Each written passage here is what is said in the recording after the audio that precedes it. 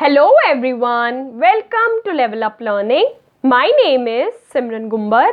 आज की इस वीडियो में मैं आपको बताने वाली हूँ जो बच्चे अपना DEC का प्रोजेक्ट घर में ही बना रहे हैं, विच मीन्स कि जिनके एरियाज में अभी प्री स्कूल्स ओपन नहीं हुए और वो अपना प्रोजेक्ट न्यू रिवाइज गाइडलाइंस के हिसाब से बना रहे हैं, उनको कौन कौन से एनेक्सेस अपने प्रोजेक्ट के साथ अटैच करने हैं और वो कैसे फिल होंगे, मैं उसका एक सैंपल दिखाने वाली हूँ. इसके साथ साथ अगर आपको DEC का सॉल्व्ड असाइनमेंट चाहिए हो या प्रोजेक्ट चाहिए हो, चाहे न्यू गाइडलाइंस हो या फिर स्कूल में ट्रेनिंग वाला हो, चाहे हिंदी मीडियम हो या इंग्लिश मीडियम हो, या फिर आपको एग्जाम से पहले अपनी प्रिपरेशन के लिए इंपॉर्टेंट क्वेश्चन आंसर्स चाहिए हो, तो स्क्रीन पर जो नंबर शो हो रहा है आप वहां से कांटेक्ट करके PDF ले सकते हो. DEC का प्रोजेक्ट चाहे आपको हिंदी मीडियम में चाहिए हो या इंग्लिश मीडियम में चाहिए हो, प्रॉपर गाइडलाइंस के हिसाब से हम आपको हेल्प कर देंगे, समझा देंगे कि किस हिसाब से प्रोजेक्ट कंप्लीट होगा, प्रोजेक्ट की PDF दे देंगे, आपको बता देंगे कैसे कैसे नेक्स्ट्स अटैच होंगे, वीडियो होगी. तो स्क्रीन पर जो नंबर शो हो रहा है आप वहां से कांटेक्ट करके PDF ले सकते हो. तो चलो फिर स्टार्ट करते हैं आज की वीडियो. सबसे पहले आप लगाओगे रिवाइज एनेक्सर 2A. 2A में अब आपको क्या क्या इंफॉर्मेशन फिल करनी है. यहाँ पे सबसे पहले आपका नाम आ जाएगा, जैसे मैंने यहाँ पर सिमरन गुम्बर लिख दिया. उसके बाद यहाँ पर आपका इनरोलमेंट नंबर आ जाएगा, जैसे मैंने तो एग्जाम्पल के तौर पे 1 2 3 4 लिख दिया. उसके बाद यहाँ पर आ जाएगा कितने डेज की ट्रेनिंग थी, 30. कब से लेके कब तक आपका प्रोजेक्ट शुरू हुआ और कब एंड हुआ, वो डेट्स आ जाएंगी. फिर यहाँ पर 3 ऑप्शंस है. आपने प्रोजेक्ट चाइल्ड इन फैमिली करा है, घर में ही बच्चे के साथ करा है, या फिर child in neighbourhood mock session. जो भी आपने करा है आप उस पर टिक कर दोगे, मतलब आपके घर में ही बच्चा था तो आपने ये टिक कर दिया, या नेबरहुड का कोई बच्चा था तो उस पर टिक कर देना, मॉक सेशन कर रहे हो तो इस पर टिक कर देना. बेसिकली मैं आज आपको इसमें ये दोनों का बताऊंगी कि अगर आपने घर में विद अ चाइल्ड प्रोजेक्ट बनाया तो कैसे कैसे नेक्स्ट्स फिल होंगे, और अगर मॉक सेशंस करे हैं तो कैसे कैसे नेक्स्ट्स फिल होंगे. उसके बाद ये सब सारे टिक कर देना 3 तक.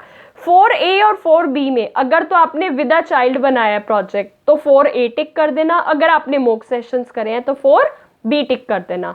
5 6 7 सब पे टिक कर देना. जिस दिन आपका गाइड आपके नेक्स्ट्स को पर साइन कर रहे हैं उस दिन की डेट आ जाएगी, आप कहाँ रहते हो वो प्लेस आ जाएगा, यहाँ पर आपके गाइड का नाम आ जाएगा, जैसे मैंने एग्जाम्पल के तौर पे ABC लिख दिया, गाइड का सिग्नेचर आ जाएगा. उसके बाद गाइड के यहाँ पे ईमेल एड्रेस आ जाएगी और फ़ोन नंबर लिख देना, ठीक है. और अगर वो वर्किंग है किसी प्री स्कूल में या रिटायर्ड है तो उस प्री स्कूल का नाम, एड्रेस जो सब होगा, और जिस स्कूल में अगर वो प्री स्कूल में पढ़ाते हैं उनके प्रिंसिपल मैम के साइन और सिग्नेचर अगर पॉसिबल है तो वो करवा लेना. उसके बाद यहाँ पर आएगा रिवाइज एनेक्सर 2B. अब 2B में क्या क्या फिल होगा, यहाँ पे आपका नाम आ जाएगा, यहाँ पर इनरोलमेंट नंबर आ जाएगा, यहाँ पे लिख देना 30 डेज, आपके गाइड का नाम क्या है वो लिख देना, जैसे मैंने तो ABC लिखा है.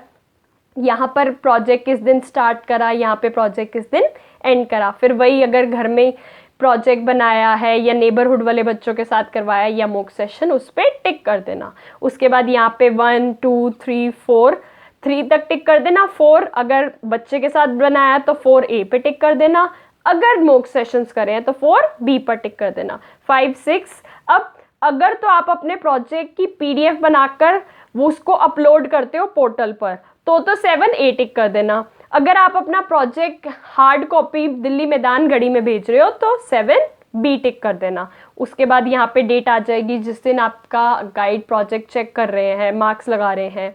यहाँ पर प्लेस आ जाएगी कि आप कहाँ रहते हो, यहाँ पे आपका नाम आ जाएगा और यहाँ पे आपके सिग्नेचर आ जाएंगे. उसके बाद आप अटैच करोगे एनेक्सर 7B. अब 7B में आपके गाइड का क्या नाम है वो यहाँ पर आ जाएगा, उनकी क्या एजुकेशनल क्वालिफिकेशन है, जैसे मैंने यहाँ लिख दिया BA NTT, तो अब उनके NTT के डिप्लोमा की फ़ोटोकॉपी आप इसके साथ अटैच कर देना. उन्होंने कोई ट्रेनिंग प्रोग्राम्स अटेंड कर रखे हैं तो वो लिख देना.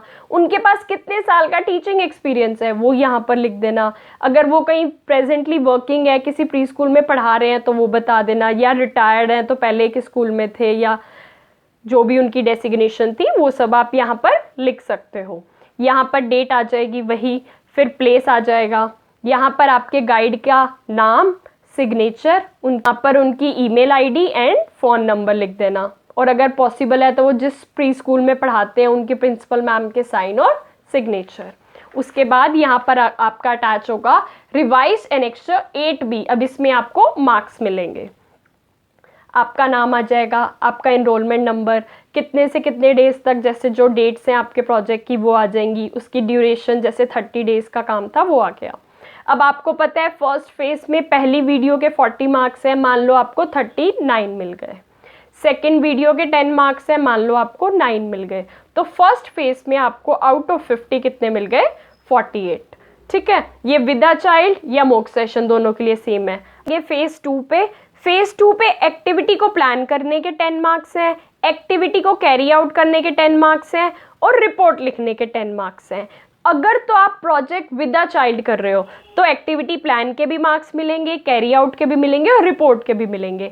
लेकिन अगर आप मॉक सेशंस कर रहे हो तो आपको यहाँ पर जो रिपोर्ट है उसमें मार्क्स नहीं मिलेंगे। क्यों नहीं मिलेंगे? क्योंकि मॉक सेशन है, आपके पास बच्चा ही नहीं है, तो बच्चा नहीं है तो रिपोर्ट कैसे लिखोगे? तो यहाँ पर वो मार्क्स नहीं आएंगे। मैं आपको विद अ चाइल्ड के हिसाब से यहाँ पे बता रही हूँ।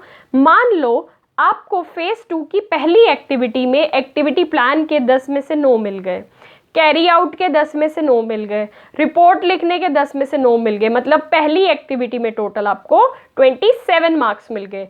यही अगर आप मॉक सेशन कर रहे होगे तो आपको 9 + 9 यहाँ पे 18 लिख देना, क्योंकि मॉक सेशन वालों को आउट ऑफ 20 मार्क्स मिलेंगे हर एक्टिविटी में, विद अ चाइल्ड वालों को हर एक्टिविटी में 30 में से मार्क्स मिलेंगे। उसके बाद एक्टिविटी 2 में मान लो आप आ गए, एक्टिविटी 2 में आपको एक्टिविटी प्लान के मिल गए 10 मार्क्स, कैरी आउट के भी मिल गए 10 मार्क्स, रिपोर्ट के 9 मार्क्स मिले, तो यहाँ पर आपको मिल गए टोटल 29 मार्क्स। लेकिन अगर मॉक सेशन होगा तो 10 + 10 20 यहाँ पर आ जाएगा। ऐसा नहीं है कि मॉक सेशन वालों के मार्क्स कम लगेंगे, वो आगे जाके जो कन्वर्ट हो जाएगा ना उसकी परसेंटेज में, वो ऐसे इक्वल ही हो जाएगा। ऐसे सारी की सारी एक्टिविटीज़ जो आपकी फेज 2 में 30 आपको मार्क्स मिलते जाएंगे। उसके बाद आपको टोटलिंग करनी है। यहाँ पे एक्टिविटी प्लान के ये सारे टोटल करते करते करते यहाँ पे टोटल लिख देना, जैसे 285 हो गया। ये कैरी आउट के यहाँ पे सारे टोटल करते हुए, इस लाइन को टोटल करते हुए यहाँ लिख देना, जैसे 284 हो गया। रिपोर्ट के यहाँ पर टोटल करते हुए, यहाँ पे टोटल करते हुए 281 आ गया यहाँ पे। अगर आपके मॉक सेशन होगी तो ये वाली लाइन खाली होगी। उसके बाद ये जो टोटल सबके एक्टिविटीज़ के करें, इनको टोटल करते करते करते यहाँ पे आपको मिल गए 850, मतलब आउट ऑफ 900 आपको मिल गए 850। क्रॉस चेक करने के लिए इन तीनों को प्लस करके देख लेना, आपका आंसर यही आएगा। अगर ये ना आए तो समझ जाना कोई कैलकुलेशन प्रॉब्लम है, कैलकुलेशन एरर है। ठीक है, अगर मॉक सेशन करे होंगे तो इसके नीचे मार्क्स लिख देना।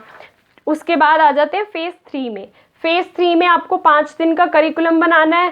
पहले दिन में मान लो 10 में से 10 मिल गए करिकुलम में, फिर 9, 10, 9, तो टोटल आपको करिकुलम में आउट ऑफ 50 47 मिल गए।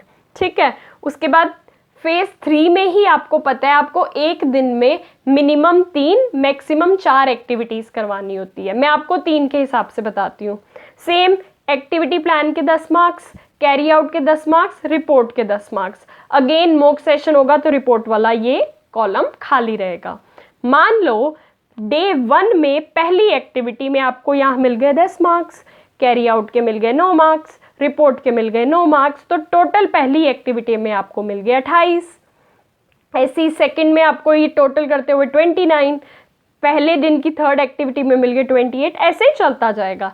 लेकिन अगर आप मॉक सेशन कर रहे हो तो 10 + 9 19 आ जाएगा। यहाँ पे 10 + 9 या 19 आ जाएगा। मैंने आपको ये विद अ चाइल्ड बताया। ऐसे ही डे 2, डे 3, डे 4, डे 5 चलता जाएगा। उसके बाद एंड में टोटल इस वाली लाइन को टोटल करते हुए 146, इस वाली लाइन को टोटल करते हुए 139, इस वाली लाइन को टोटल करते हुए 139, एंड देन फाइनल ये टोटल मार्क्स को जब हम प्लस करेंगे तो हमें मिल गए 424। अब ये आउट ऑफ कितने में से हैं? 15 या 20 सेशंस होने चाहिए थे, मिनिमम 15 या मैक्सिमम 20। अब हमारे 15 सेशन थे क्योंकि हमने एक दिन में 3 एक्टिविटीज़ करवाई थी, तो हमें आउट ऑफ 450 424 मिल गए। अगर आपने मॉक सेशंस करे होंगे तो आपको, अगर 15 सेशंस करवाए आपने मॉक सेशंस, तो आपको 300 में से मिलेंगे, क्योंकि रिपोर्ट्स नहीं होंगी। ठीक है, ये बच्चे कंफ्यूज मत होना कि मॉक सेशन का क्या है या विद अ चाइल्ड क्या है, मैंने डिटेल में बता दिया। अगर आप मॉक सेशंस करवा रहे हो तो आपको ये वाला कॉलम भरना है, ये वाला कॉलम कैसे भरना है, मान लो आपने YouTube से जो एक्टिविटी सेलेक्ट की, जिसकी रिपोर्ट लिखी है, उसका लिंक यहाँ लिख देना। 40 में से आपको उसमें कितने मार्क्स मिलते हैं वो लिख देना। जैसे 39 मिल गए, फिर यहाँ पे दूसरी एक्टिविटी का लिंक आ गया, उसमें 40 में से मान लो 35 मिल गए, ऐसे 500 में मिल जाएंगे। आउट ऑफ 200 आपको कितने मार्क्स मिलते हैं। लेकिन अगर आप विद अ चाइल्ड कर रहे हो तो इस पे क्रॉस कर देना, क्योंकि ये आपका काम नहीं है अगर आप विद अ चाइल्ड कर रहे हो। उसके बाद total marks in phase 3। Phase 3 में टोटल मार्क्स कैसे देखोगे आप, ये देखो। सबसे पहले आपको करिकुलम में मिले थे 47, आपने लिख दिया 47, और यहाँ पे आपको एक्टिविटीज़ के 424, इसको प्लस करके आ गया 471। लेकिन अगर आपने मॉक सेशन करा है तो आप यहाँ पे लिखोगे करिकुलम के 47 और इन एक्टिविटीज़ को टोटल करके जो आया होगा वो, और इसके 200 में से जितने मार्क्स आए होंगे उसको प्लस करके लिख देना। ठीक है, ये डिफरेंस है मॉक सेशन और विद अ चाइल्ड में। अब उसके बाद आ जाते हैं यहाँ पे मार्क्स ऑब्टेन्ड। अब बच्चे को कितने मार्क्स मिले हैं आपको, तो आप क्या करोगे, बैक टू आवर मार्क्स।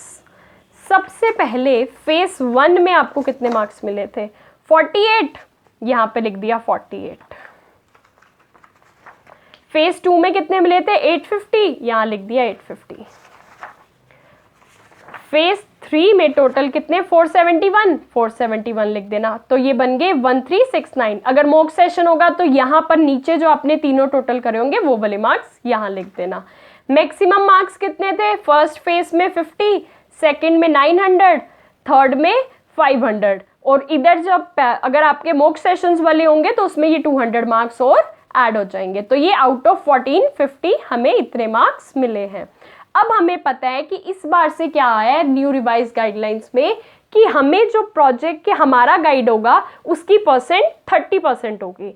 तो 1369 अपॉन 1450 इंटू 30 से मल्टीप्लाई करेंगे तो हमारा आ गया 28.3, विच मीन्स कि आपको 30 में से 28.3 मिल रहे हैं। उसके बाद गाइड आपके बारे में जो लिखना चाहे अपना ओपिनियन लिख सकता है, वो भी मैंने आपको एक सैम्पल दिखा दिया। Simran Gumber is an energetic and creative teacher. She has very good observational skills.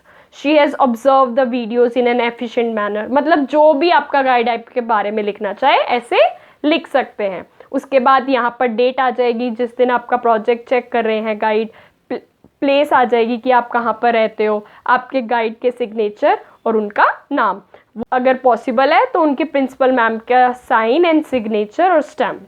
ठीक है, इसके साथ साथ मैंने आपको बता दिया कि अगर आप अपना प्रोजेक्ट न्यू रिवाइज गाइडलाइंस के हिसाब से घर में ही बना रहे हो तो आपको कौन कौन से नेक्स्ट्स कैसे अटैच करने हैं। अगर हिंदी मीडियम की वीडियो देखनी है कि उनको कौन कौन से नेक्स्ट्स अटैच करने हैं, या इंग्लिश मीडियम वालों को अगर स्कूल में ट्रेनिंग कर रहे हैं तो कौन कौन से नेक्स्ट्स अटैच करने हैं, मैंने चैनल पर सारी वीडियोस डाली हुई हैं, वो आप देख सकते हो।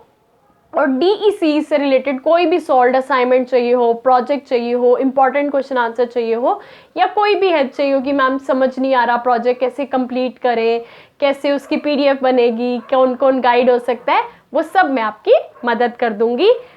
स्क्रीन पर जो नंबर शो रहा है आप वहाँ से कॉन्टेक्ट करके PDF ले सकते हो। Thank you very much for watching. आप हमारा Telegram channel level up learning join कर सकते हो बाकी अपडेट्स के लिए।